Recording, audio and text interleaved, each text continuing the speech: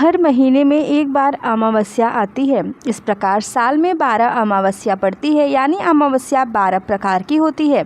सोमवती अमावस्या, भौमवती अमावस्या, मौनी अमावस्या, शनि अमावस्या, हरियाली अमावस्या, दिवाली अमावस्या, कुछ ग्रहणी अमावस्या और सर्वपितृ अमावस्या, बाकी दान पुण्य और स्नान के लिए महत्व रखने वाली अमावस्या महाविशेष और वार के नामों से जानी जाती हैं। और इन सभी अमावस्या में से सोमवती अमावस्या का विशेष महत्व है। हमारे शास्त्रों में वर्णित है कि अमावस्या पितरों को मुक्ति दिलाने और उन्हें प्रसन्न करने के लिए होती है, क्योंकि अमावस्या तिथि के स्वामी पितृदेव माने गए हैं। इस दिन पितरों का श्राद्ध और पूजा किए जाने की परंपरा है। अमावस्या के दिन व्रत रखकर पवित्र नदी में स्नान कर फिर पिंडदान करना चाहिए। और सोमवती अमावस्या के दिन सुहागिन महिलाओं को अपने सुहाग की रक्षा के लिए घर परिवार में सुख समृद्धि की कामना से उपवास रखकर व्रत की कथा का श्रवण करना चाहिए। अगर किसी कारण से उपवास रखने में समर्थ नहीं हो, तब भी इस दिन कथा का श्रवण करके से पुण्य मिलता है। इसलिए आज के इस वीडियो में आप सभी सुनेंगे सोमवती अमावस्या की कथा। सोमवती अमावस्या की कथा सुनने से पहले जानिए पूजा विधि के बारे में। आज के दिन संभव हो तो किसी पवित्र नदी में स्नान करें और इसके बाद सूर्य देव को अर्घ्य दें। साथ ही सूर्य देव के मंत्रों का जाप करें। फिर भगवान शिव और माता पार्वती की पूजा करें। शिवलिंग का अभिषेक करें। इसके बाद धतूरा, पुष्प, बेलपत्र आदि शिव जी को अर्पित करें। इस दिन भगवान शिव की पूजा अर्चना करने से सभी मनोकामनाएं पूरी हो जाती हैं। इस पावन दिन पर माता लक्ष्मी जी की पूजा करना भी बहुत शुभ रहता है। ऐसी परंपरा है कि पहली सोमवती अमावस्या के दिन धान, पान, हल्दी, सिंदूर और सुपारी की भवरी दी जाती है। और उसके बाद सोमवती अमावस्या को अपनी सामर्थ्य के अनुसार फल, मिठाई, सुहाग सामग्री या खाने की सामग्री इत्यादि की भवरी दी जाती है। भवरी पर चढ़ाया गया सामान किसी सुपात्र, ब्राह्मण, नंद या भांजे को दिया जाता है। इस दिन पीपल के पेड़ की या फिर तुलसी जी के पौधे की 108 परिक्रमा की जाती है। 108 परिक्रमा करते समय यदि आप कर सके तो कच्चा सूत 108 बार लपेट सकते हैं। यदि ऐसा ना कर पाए तो फल, मिठाई या सुहाग की सामग्री 108 की संख्या में रखकर हर बार एक परिक्रमा पूरी होने पर उन्हें आप किसी टोकरी या किसी बर्तन में रखकर 108 परिक्रमा पूरी कर सकते हैं। और फिर परिक्रमा करने के बाद जो भी सामग्री होती है उसका दान आपको किसी योग्य व्यक्ति को दे देना चाहिए। अमावस्या के व्रत में फलाहार या सात्विक भोजन ग्रहण करें। इस दिन यदि आवश्यक हो तो केवल सेंधा नमक प्रयोग में लाएं और साबूदाना, लौकी, चना, जीरा, सरसों का साग या खीरा इस दिन खाना वर्जित माना जाता है। अमावस्या के दिन मांसाहार, शराब, प्याज, लहसुन, बैगन और मसूर की दाल का सेवन करने से बचना चाहिए, क्योंकि अमावस्या एक बहुत ही शुभ दिन माना जाता है। इस दिन लोगों को केवल सात्विक भोजन ही ग्रहण करना चाहिए।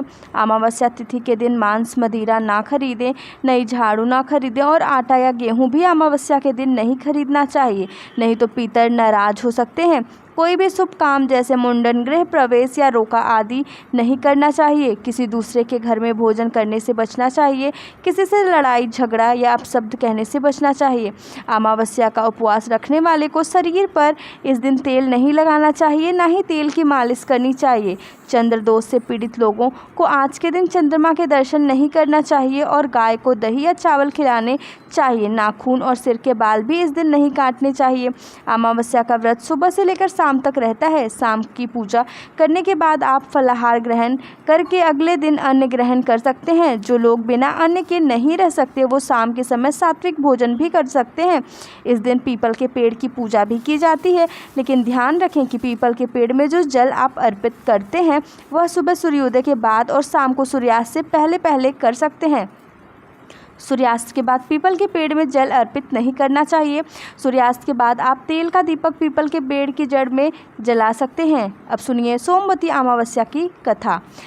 कथा के अनुसार एक साहूकार के 7 बेटे, 7 बहू और एक बेटी थी। साहूकार के घर एक जोगी भिक्षा मांगने आता था। जोगी को साहूकार की बहू भिक्षा देती तो वह ले लेता था, लेकिन जब बेटी भिक्षा देती थी तो वह भिक्षा नहीं लेता था और कहता था, बेटी सुहागन तो है पर इसके भाग्य में दुहाग लिखा है।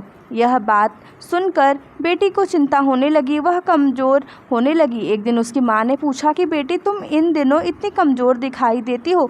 तब उसने बताया कि माँ, एक जोगी भिक्षा लेने आता है जो कहता है कि बेटी तो सुहागन है लेकिन इसके भाग्य में दुहाग लिखा है। यह बात सुनकर उसकी माँ ने कहा कि कल मैं सुनूंगी। अगले दिन जब जोगी भिक्षा लेने आया तो उसकी माँ छुपकर बैठी थी। जब जोगी भिक्षा देने लगी तो जोगी ने फिर वही बात बोली। इतनी बात सुनकर उसकी माँ बाहर निकल कर आई और बोली, एक तो हम तुम्हें भिक्षा देते हैं और तुम ऊपर से गालियाँ देते हो। तब जोगी बोला कि मैं गाली नहीं देता, जो सच है वही बोलता हूँ, जो इसके भाग्य में लिखा है मैं तो बस वही कहता हूँ। तब लड़की की माँ ने जोगी से कहा कि तुम्हें यह पता है इसके भाग्य में दुहाग लिखा है, तो यह भी बता दो कि यह कैसे दूर होगा। तब जोगी बोला कि 7 समुंदर पार एक सोना धोबन रहती है जो सोमवती अमावस का व्रत करती है। अगर वह आकर अपना फल दे दे तो इसका निवारण हो सकता है, नहीं तो विवाह होते ही इसके पति को सांप डस लेगा। यह बात सुनकर माँ बहुत रोने लगी और वह सोना धोबन की तलाश में जाने लगी। चलते चलते रास्ते में तेज धूप पड़ने लगी तो साहूकार ने एक पीपल के पेड़ के नीचे बैठ गए। उस पीपल के पेड़ के नीचे एक गरुड़ पक्षी का घोंसला था जिसमें गरुड़ का एक छोटा बच्चा था। साहूकारनी को घोंसले के पास एक सांप जाता दिखाई दिया तो उसने उस गरुड़ के बच्चे को बचाने के लिए सांप को मारकर ढाल के नीचे रख दिया। जब गरुड़ और पंखी आए तो घोंसले के पास खून देखकर क्रोधित हो उठे और साहूकार को चोंच मारने लगे। उन्होंने सोचा कि इसी साहूकार ने हमारे बच्चे को मार डाला है। तब साहूकारनी बोली, मैं तुम्हारे बच्चे की जान बचाई है, यह सांप तो तुम्हारे बच्चों को डसने वाला था इसलिए मैंने इसे मार कर गिरा दिया। तब गरुड़ ने सांप की ओर देखकर कहा कि तुमने हमारे बच्चे की जान बचाई है, अब तुम्हें जो मांगना है मांगो। तब साहूकार बोली कि मुझे 7 समुंदर पार सोना धोबन के घर छोड़ आओ। तब गरुड़ साहूकारनी को अपनी पीठ पर बिठाकर 7 समुंदर पार सोना धोबन के घर छोड़ आया। वहां जाकर साहूकारनी ने सोचा कि सोना धोबन को कैसे मनाया जाए। सोना धोबन के 7 बहू बेटे थे। उसकी 7 बहुएं काम को लेकर रोज़ लड़ाई झगड़ा करती थी और काम भी नहीं करती थी। रात को जब सब सो जाते थे तो साहूकारनी सोना धोबन के घर जाती और घर का सारा काम करती, गायों को लाती, घर की सफाई करती, रसोई का काम करती, चौका बर्तन करती, आटा पीस, कपड़े धोती, पानी भरती और दिन होने से पहले ही चली जाती। सुबह उठकर बहुएं सोचती कि यह सारा काम कौन कर रहा है, लेकिन कभी एक दूसरे से पूछती नहीं थी कि यह सब काम कर कौन रहा है। तब एक दिन धोबन ने कहा कि तुम आजकल लड़ती भी नहीं हो, सारा काम भी ठीक से कर रही हो। तब बहुओं ने कहा, सासू जी काम तो हमें ही करना पड़ता है, चाहे हम लड़कर करें या राजी से करें, इसलिए लड़ाई करने का क्या फ़ायदा। सोना धोबन को बहुओं की बात पर विश्वास नहीं हुआ। उसने सोचा कि आज देखा जाए कि कौन सी बहू काम कर रही है। यह सोचकर वह रात को सोई नहीं। तभी उसने देखा कि रात को एक स्त्री आई और पूरा काम करने जाने लगी। तब सोना धोबन ने पूछा कि तुम कौन हो और तुम्हें ऐसी क्या ज़रूरत आ पड़ी है जो तुम इतना काम कर रही हो। साहूकारनी बोली कि ज़रूरत है तभी तो इतना काम कर रही हूँ। सोना धोबन ने पूछा कि तुम्हें क्या चाहिए। साहूकारनी बोली कि पहले मुझे वचन दो तब बताऊँगी। सोना धोबन ने वचन देकर कहा कि अब बताओ। तब साहूकारनी बोली कि बहन, मेरी बेटी के भाग्य में दुहाग लिखा हुआ है, इसलिए आप चलकर उसे सुहाग दें और सोमवती करें। सोना धोबन का पति बहुत दिनों से बहुत बीमार था। तब सोना धोबन अपने बेटे बहू से बोली कि मैं तो साहूकारनी के साथ जा रही हूँ, अगर पीछे से तुम्हारे पिताजी को कुछ हो जाए तो तेल घी के कूप में डालकर छोड़ देना। फिर वे दोनों साहूकारनी के घर चल पड़े। इधर साहूकारनी की बेटी का ब्याह तो तय हो गया था। आज विवाह का दिन था। साहूकारनी की बेटी का ब्याह होने लगा। दूल्हा फेरों में बैठ गया। सोना धोबन ने दूल्हे के घुटने के पास कच्चा करवा रखा, उसमें दूध डाला और तात का तार लेकर बैठ गई। थोड़ी देर बाद सांप दूल्हे को डसने के लिए आया। सोना धोबन ने करवा आगे रखा और तार से बांध दिया, लेकिन दूल्हा डर के मारे मर गया। तब सोना धोबन ने टीके में से रोली निकाली, मांग में से सिंदूर निकाला, आँख में से काजल निकाला और मेहंदी निकालकर छोटी उंगली के छींटे मारे और बोली कि आज तक मैंने जितनी सोमवती अमावस करी उनका फल तो साहूकार की बेटी को ही लग जाए और आगे जो भी मैं सोमवती अमावस करूं वह मेरे बेटे को लगे। ऐसा कहते ही दूल्हा जीवित हो गया और सब सोमवती अमावस की जय जय बोलने लगे। तब सोना धोबन की जय जयकार करने लगे।